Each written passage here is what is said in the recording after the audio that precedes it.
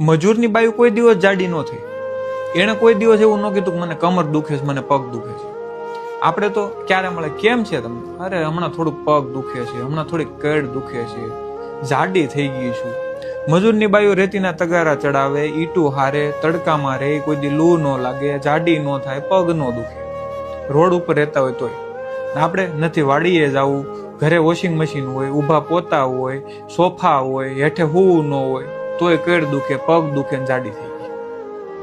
હવે પ્રોબ્લેમ ક્યાં છે વિચારી લો. ખોટું લાગશે પણ હકીકત આ છે. મજૂરની બાયું કોઈ દિવસ જાડી ન થઈ.